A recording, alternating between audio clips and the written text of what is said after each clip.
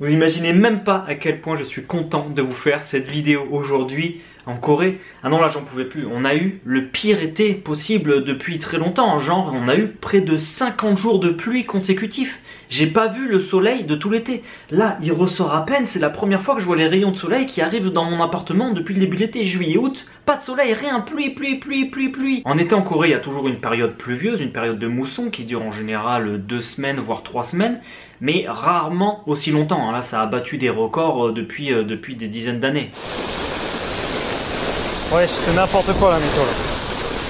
Oh là là là là! C'est quoi cette météo là, bordel? Ça s'arrêtera jamais! Bref, tout ça pour dire que ça y est, enfin, le beau temps revient, le soleil, t'as vu ma tête comme je suis blanc, je vais pouvoir enfin prendre des couleurs, la première fois de l'été où je vais pouvoir me mettre au soleil, incroyable. Donc voilà, aujourd'hui du coup, on va se retrouver pour une grosse exploration, je suis très content. Il faut que je te présente rapidement ce qu'on va faire dans la vidéo d'aujourd'hui. En fait, comme tu sais, je vais être papa, et donc j'étais déjà en train de rechercher un nouvel appartement, un nouvel endroit où je pourrais habiter. Et il y a un truc que j'ai rajouté à l'équation, c'est qu'en fait l'école, à quelle école je vais mettre mon enfant. Il y a un truc de bien, c'est qu'à Séoul, il y a 2 écoles françaises. Alors je me suis dit que, tu vois, je pourrais le mettre dans une école normale coréenne, mais là, il vivrait en Corée, il irait à l'école coréenne, donc il aurait quasiment aucun lien avec la France. Et je me suis dit que je voulais garder quand même un lien avec la France, et donc ça serait bien de le mettre dans une école internationale française, à Séoul. Il y a la première qui se situe dans le quartier de Soleil-Maeul, qui est juste à côté de Gangnam, qui est le lycée français le plus connu de Séoul. C'est là où il y a tous les enfants d'expatriés qui vont là-bas. Mais il y a un deuxième lycée français à Séoul. Alors attention, quand on dit lycée, c'est pas juste le lycée, ça englobe la maternelle, le primaire, le collège et le lycée. Donc il y a un deuxième lycée français à Séoul qui se situe cette fois-ci au nord de Séoul. Et lui, j'ai entendu dire qu'il avait la particularité qu'ils sont un peu plus mixtes. C'est-à-dire qu'il y a pas mal de Coréens aussi qui vont étudier là-bas. Et donc il y a des cours qui sont en français et des cours en coréen. Et donc ça, je me suis dit, putain, ça serait vraiment l'idéal comme éducation, une éducation en français, en coréen. Enfin voilà, il serait full bilingue. Voilà, ça pourrait être très intéressant.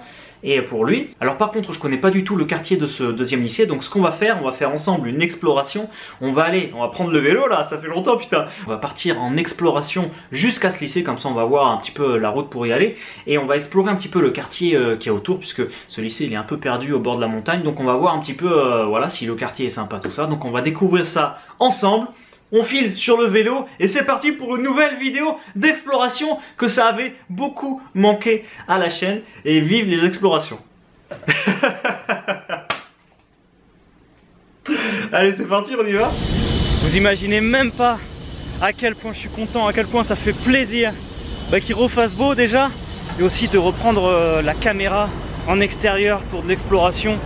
Vraiment faire des vidéos à la maison, ça va 5 minutes.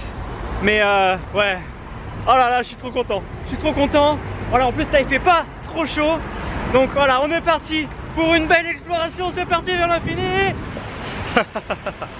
Je suis trop content, ah c'est vraiment trop bien, ah je revis, vive les explorations. On passe devant la grande place centrale de Séoul, avec le palais Gyeongbokgung ici, le palais qui est fermé là, le palais qui est fermé, et nous on va aller dans cette direction vers les montagnes là-bas. Voilà, ça y est, je viens de bifurquer vers le nord. Alors ici, le quartier qui est juste là est très sympa. On l'avait déjà exploré dans une précédente vidéo. Je sais pas si tu l'as vu, je te mets le lien en fiche, comme ça tu peux la revoir, parce que c'est un quartier ici vraiment sympa. On avait fait une super balade. Alors à partir d'ici, je connais plus du tout. Là, on est en direction de l'école, on est en direction de l'école. Et voilà, donc là maintenant c'est l'inconnu pour moi et pour vous aussi. Et comme je redoutais, c'est un peu dans la montagne. Donc il y a des montées. Là voilà, on commence à monter là.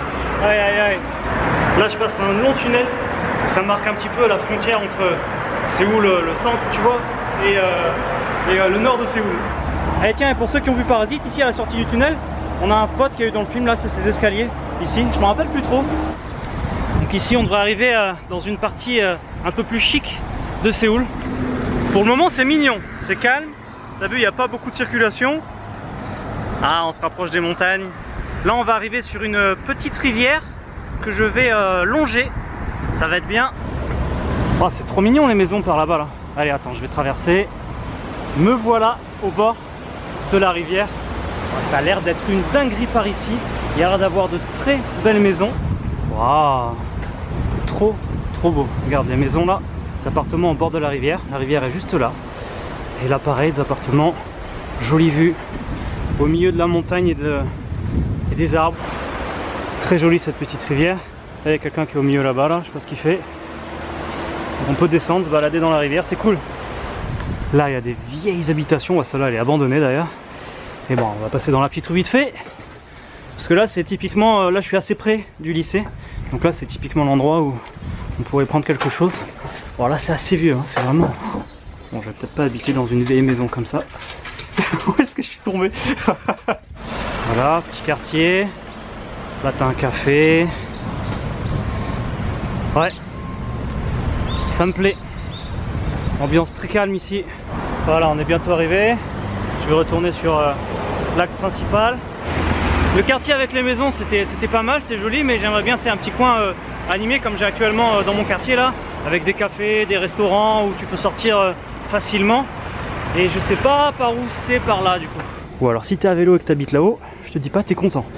Je me promène dans les rues résidentielles, je suis sorti de la grosse avenue parce que là je me rapproche du lycée, là je suis vraiment à côté, donc je regarde un petit peu à quoi ça ressemble les maisons et le quartier, l'ambiance.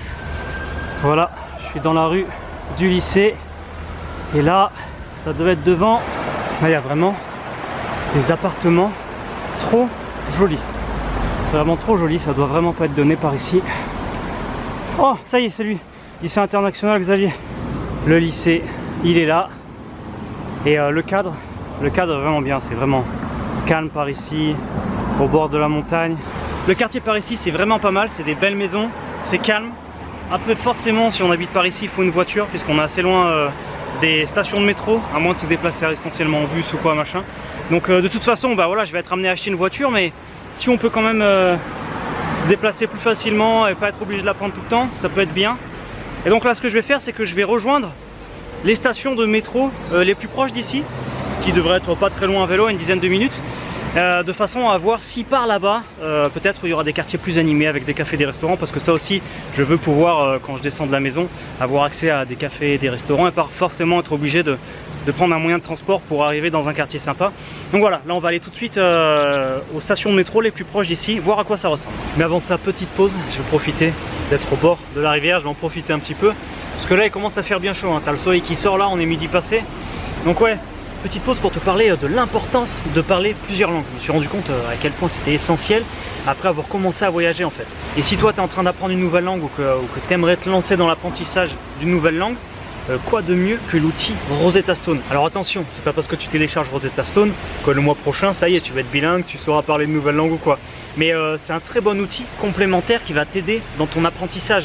Tu vois, si tu apprends déjà avec internet ou avec des livres ou quoi. L'avantage de Rosetta Stone c'est que tu peux l'utiliser n'importe où, n'importe quand, sur ton téléphone ou même sur ton ordinateur. Moi j'ai bien vu, hein, il y a plein de fois où j'avais pas forcément le temps de me poser devant un livre ou quoi, où là ben, je prenais Rosetta. Ce qu'il y a de bien c'est que tu as des leçons qui font 15 minutes, 20 minutes, une demi-heure.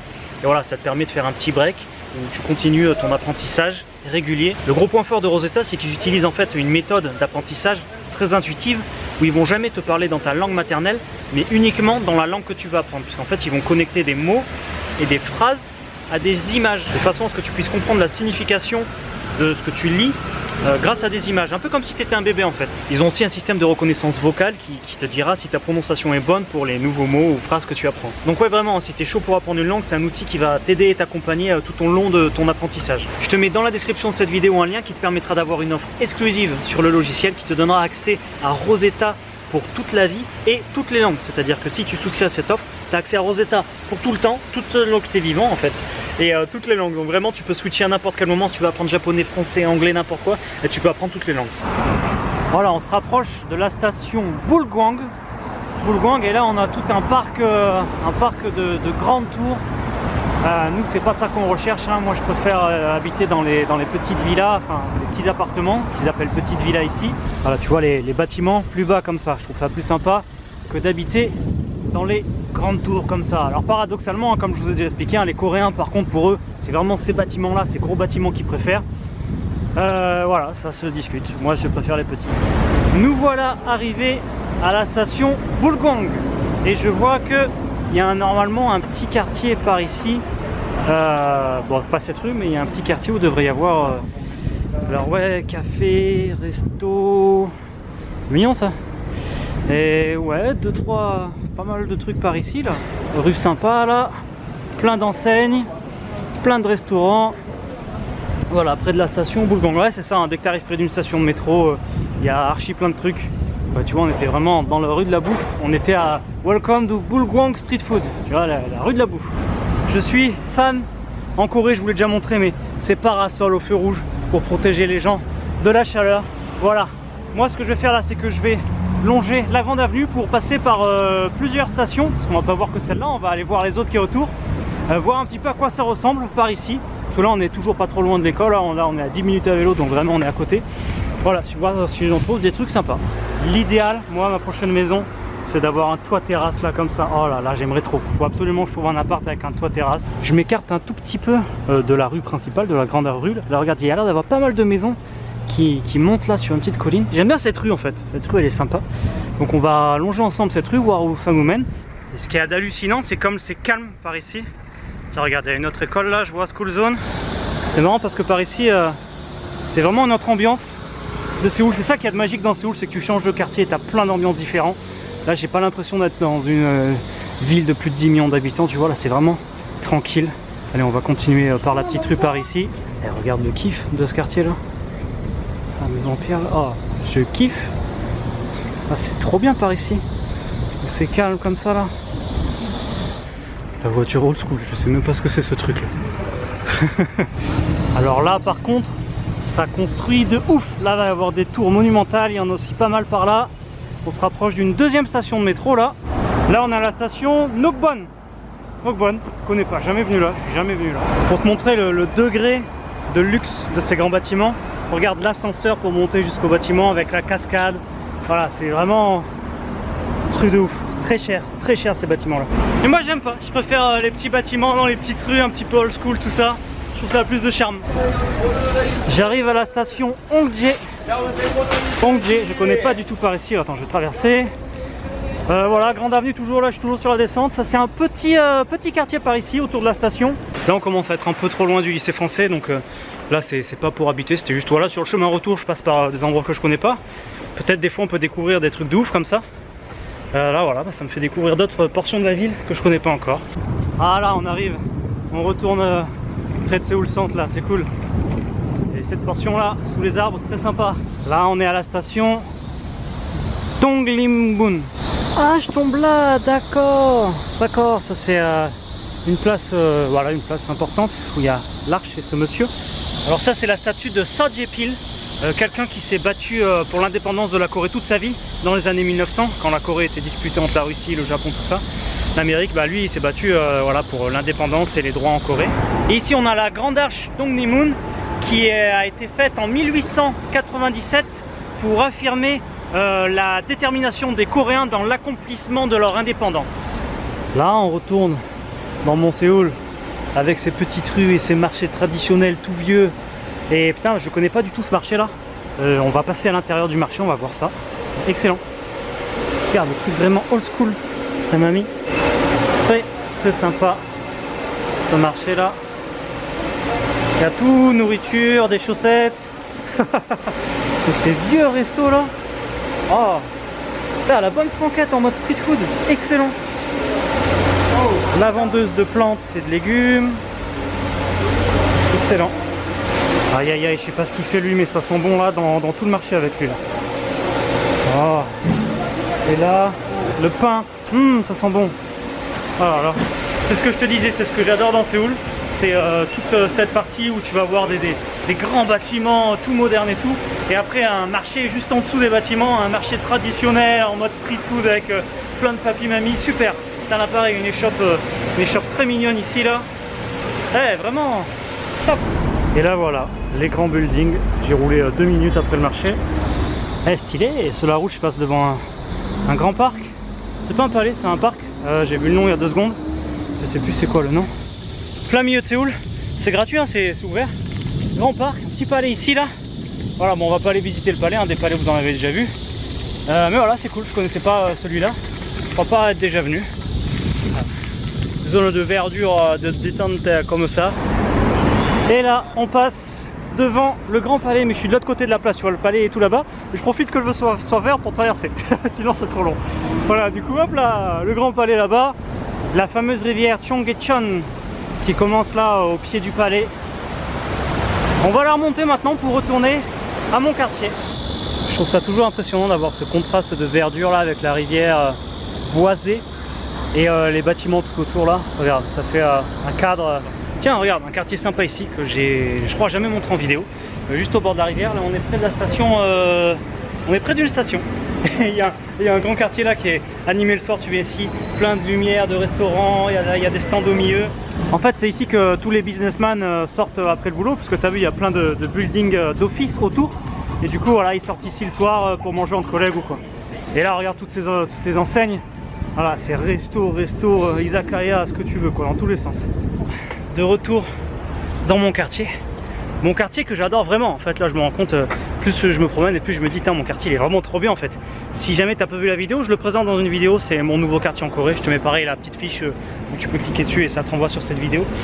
Sinon ouais, verdict, alors à côté du lycée c'est peut-être trop tranquille. Mais c'était calme, donc peut-être quand même c'est pas mal. À voir, à approfondir si à côté du lycée on pourrait peut-être trouver quelque chose de sympa. Une fois qu'on aura la voiture sera obligée si on habite près du lycée. Et sinon le deuxième quartier que j'ai vu avec les premières stations de métro que je suis allé voir là, les stations de métro les plus proches du lycée, c'était pas ouf, donc je pense pas habiter par là-bas, ça me plaisait pas plus que ça. Donc voilà, peut-être à côté du lycée, on va continuer à regarder les apparts qu'on voit, et quand on ira visiter des apparts, peut-être que je t'amènerai voir un petit peu ce qu'on peut y trouver aux visites d'appartements. Merci d'avoir suivi cette vidéo. Très content, moi je suis très heureux de pouvoir reprendre les explorations. Donc là on va se promener dans Séoul et dans toute la Corée. Comme je t'ai dit, les vidéos je les sors plus forcément le jeudi, on essaie quand même de rester sur le rythme d'une vidéo par semaine.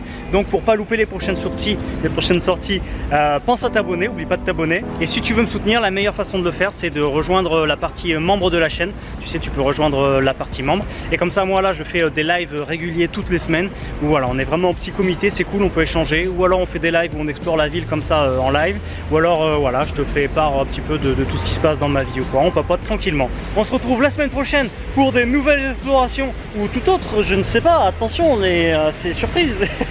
À la semaine prochaine et hasta la vista les flammes.